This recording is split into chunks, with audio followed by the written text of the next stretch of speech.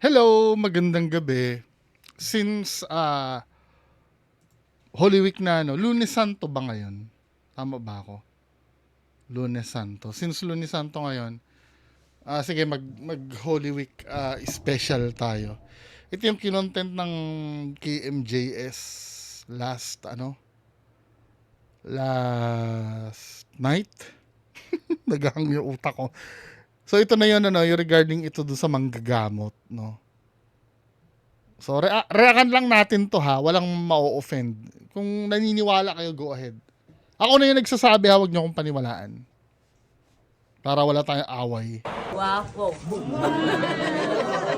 Ang stroke patient na nakapagsalita, ang 70 anyos na si Rosemary mula San Jose, Batangas. Tutuwan-tuwa ako at ako makakapagsalita na. Maayos na akong makakapagsalita.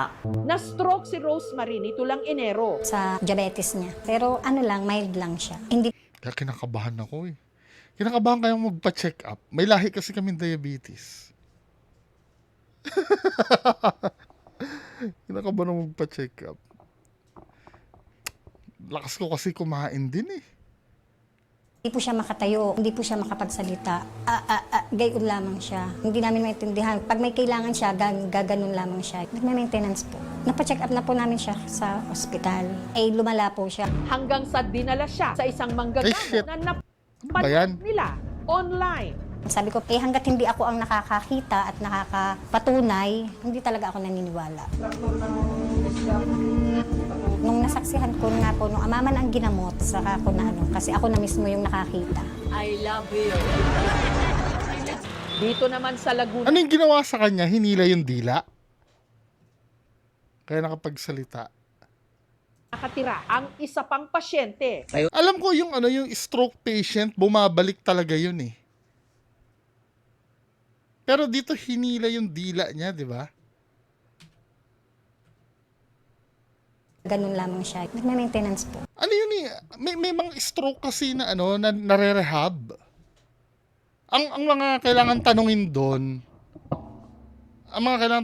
ilang buwan ba siya na stroke na? Baka matagal na rin at nagpapa-therapy din siya siguro.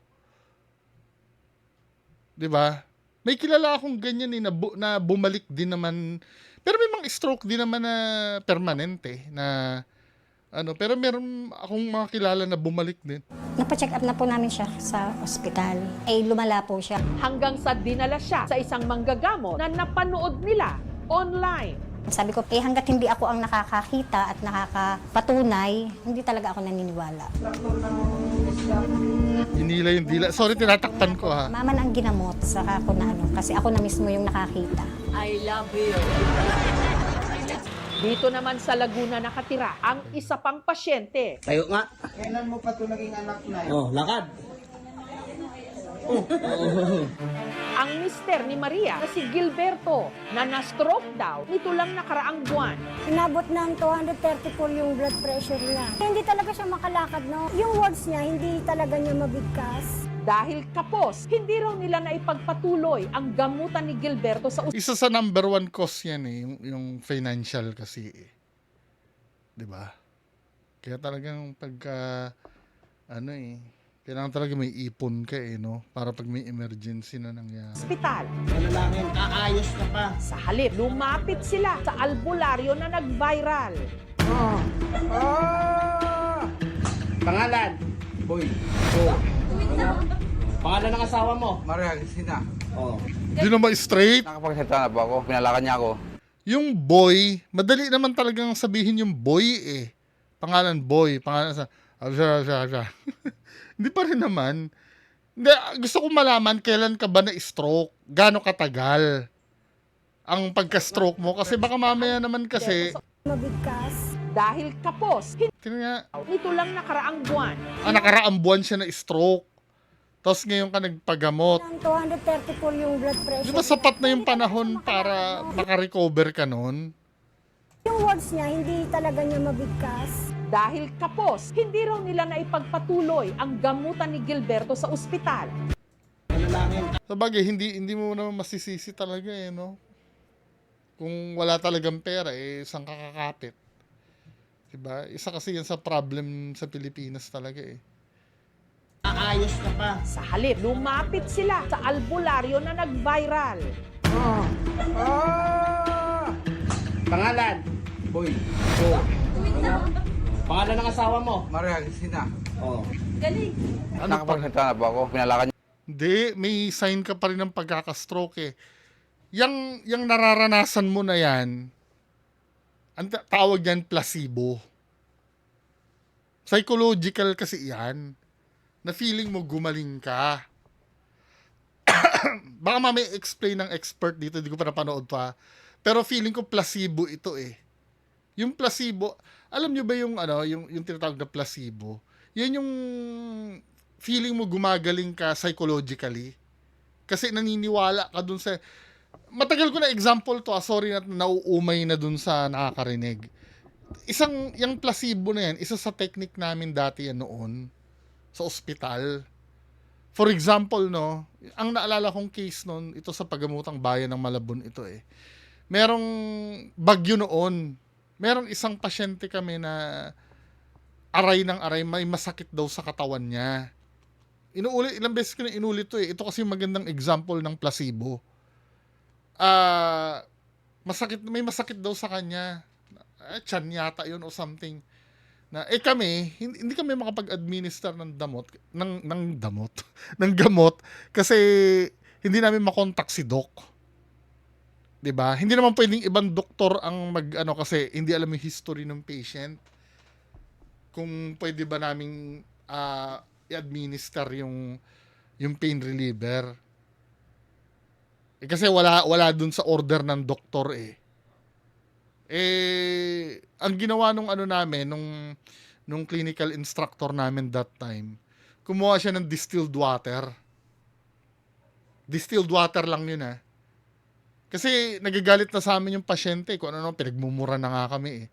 Tangina na yun, nagbabayad ako dito, tapos ayaw niyong gamutin itong pananakit ng tiyan ko ba o kung ano man yun. 'Di ba?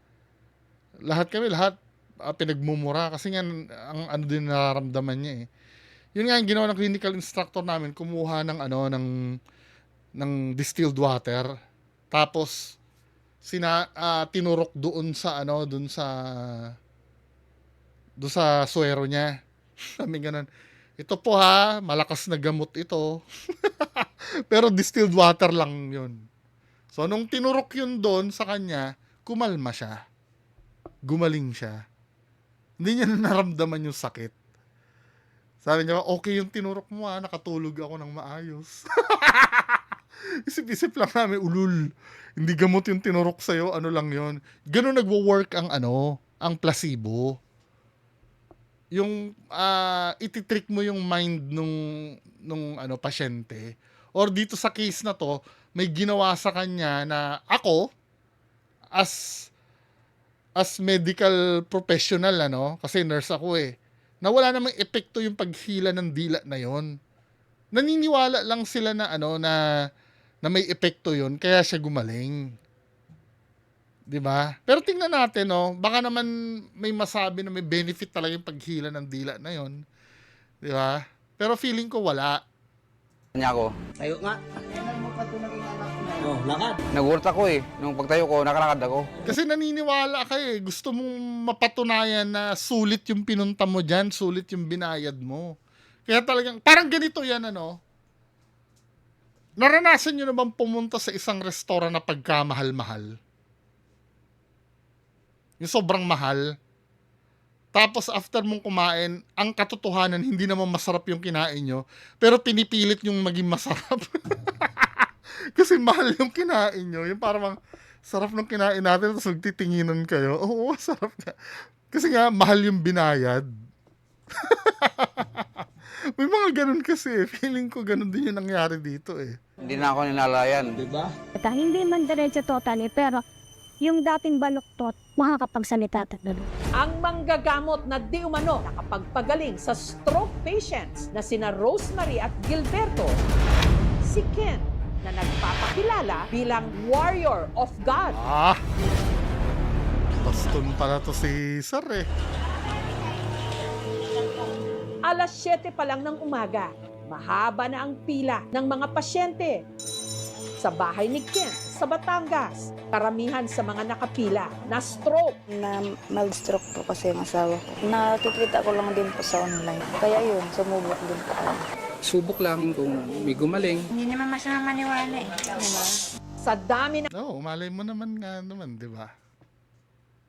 Wala eh. Siyempre, yung pagiging desperate kasi naiintindihan ko naman yan.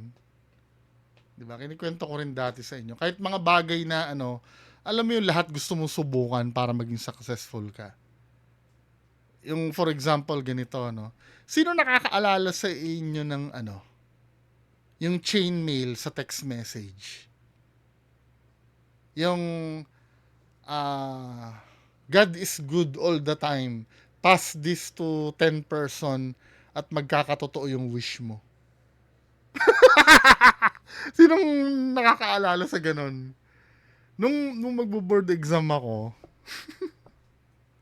sa sobrang kadesperadohan kung gusto kong makapasa, kahit may nagpasa sa akin nun eh. Kahit siguro mga 11 na ng gabi yun, naghanap talaga ako maluloodan ng cellphone nun. Para maipasa ko sa 10 tao yun. Yun ang katwira ko, wala namang mawawala eh. Kahit alam ko na wala namang kinalaman yun sa pag-exam ko. Ay malay mo kung totoo, di ba? Tapos yung lapis ay ipapabless kay St. Jude. Naintindihan ko yan, yung pagiging desperate. Pero at the same time, alam ko na wala namang yun. Wala namang, syempre, alam mo na, Kasi ang hinahanap po doon yung fulfillment eh.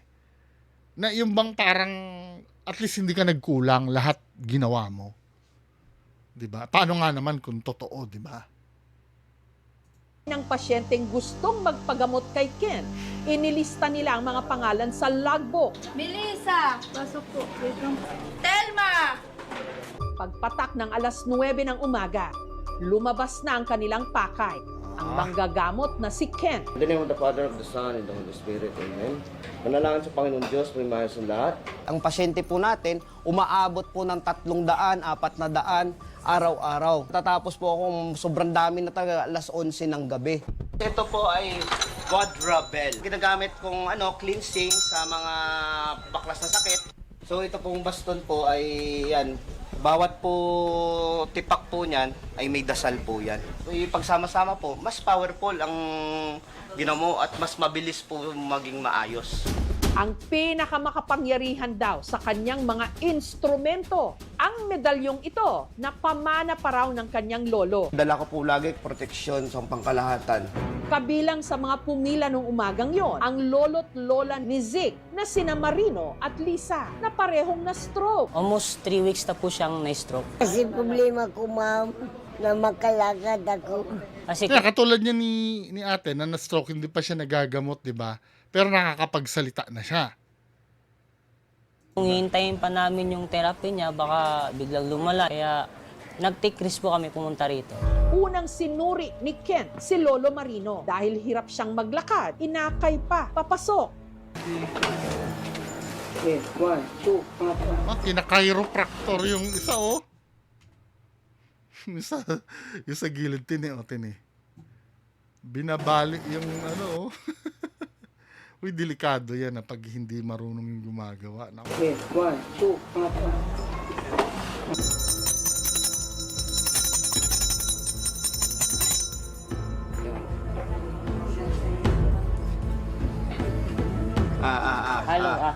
Bukas mo to, bukas mo to. Bukas mo to. Teka, yung tolya ba na yan, hinuhugasan ba yan?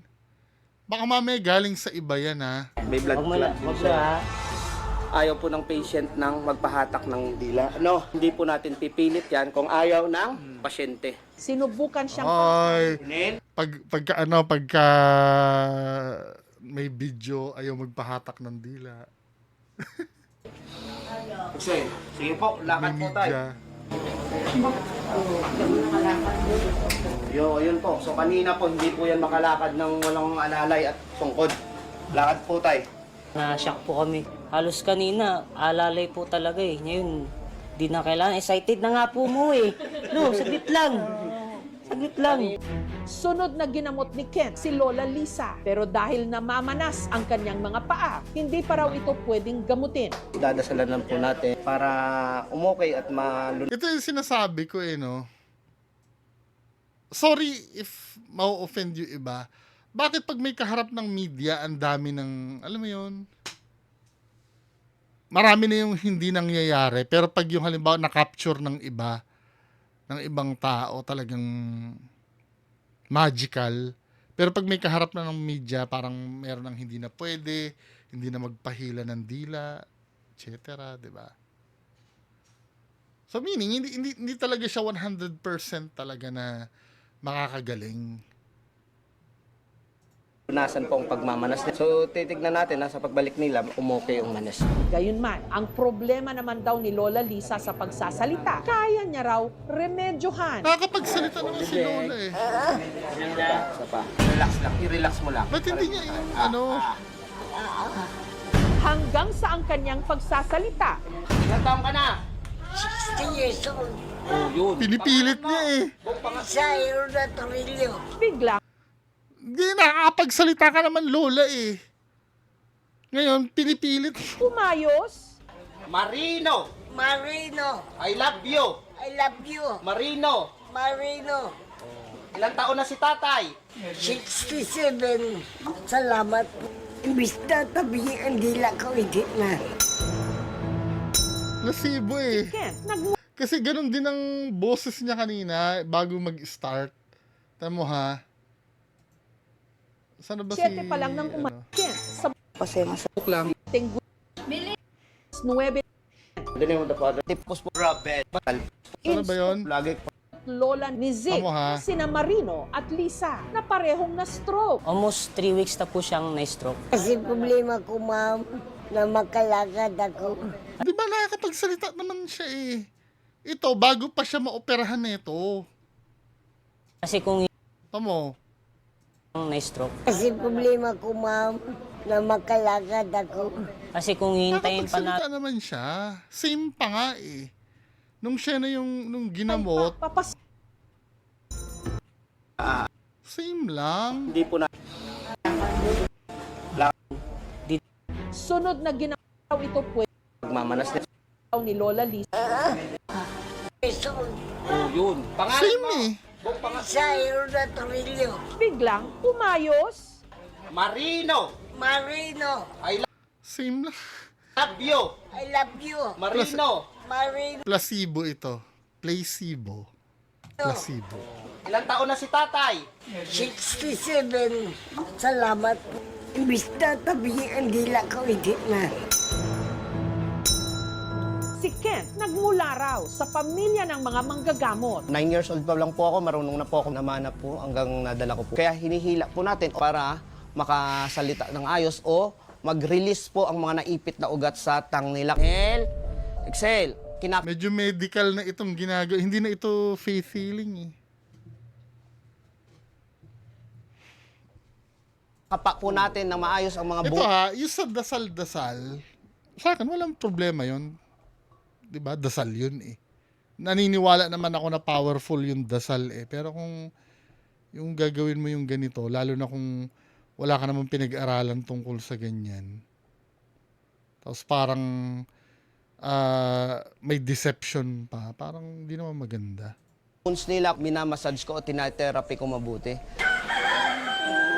Dahil naging word of mouth daw ang estilo niya ng panggagamot. Relax mo, relax. Ano, isang towel lang yung ginagamit niya doon? Naimbitahan din ang iba niyang mga pasyente abroad. Ano tayo ginawa, di ba? Nasa Hong Kong. Pagpag mo. Pagpag mo.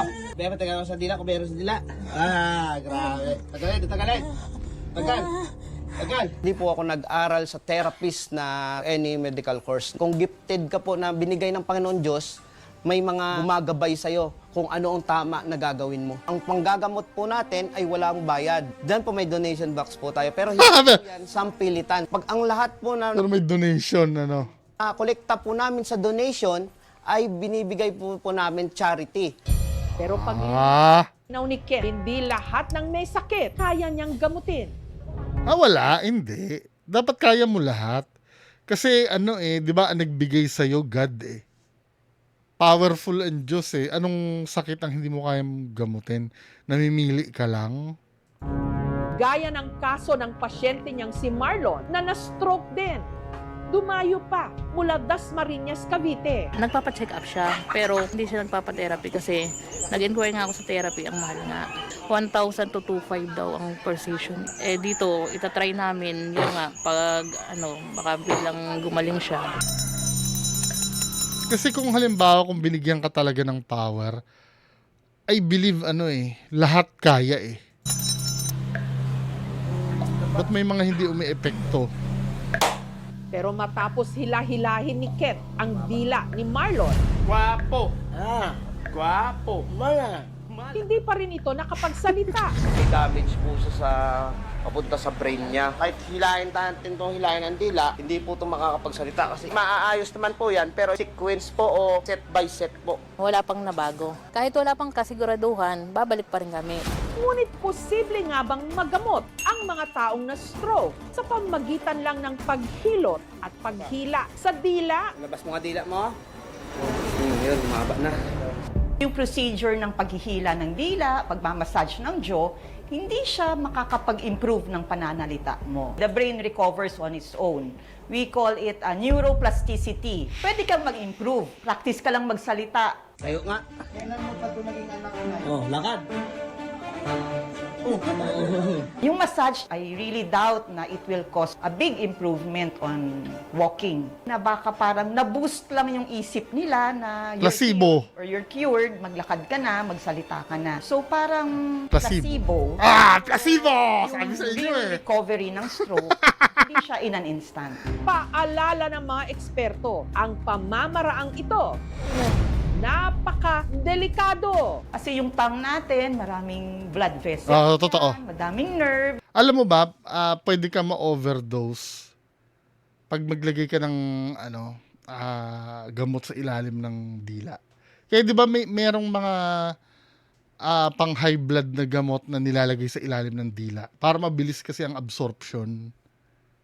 'Di ba?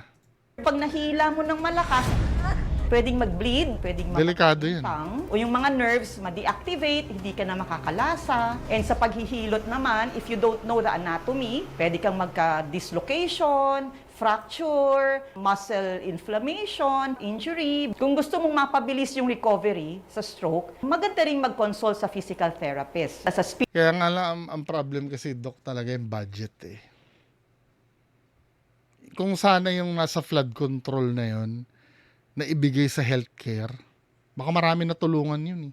speech therapist. Respeto din po tayo sa mga doktor po natin at sa mga eksperto natin kasi pinag-aralan din po nila yan. Pero ako bilang isang faith healer po, alam ko po at sapat na po sa akin ang gabay ng Panginoon Diyos. Poverty may Hindi nga effective eh, kasi namimili ka lang ng sakit eh. Kung alin lang yung bumuti, yun lang yung idideklara mo. Pag hindi bumuti, hindi mo naman sinasabi sa social media page mo eh. be one because of the notion na iniisip nila mahal magpa-ospital. Kung limitado man ngayon ay unti-unti nating palalawakin ang serbisyong medikal, lalo na sa rehabilitation. Ngayong Kwaresma, kung kailan marami ang naghahangad ng milagro. Oh, lakad. At kumakapit sa kanilang pananampalataya, umaasa ang marami na balang araw ang ating kalusugan hindi na kailangang iasa pa sa himala. I love you. I love you. Anyway, yan lang ang pag-uusapan natin. Magandang gabi sa inyong lahat. Bye-bye!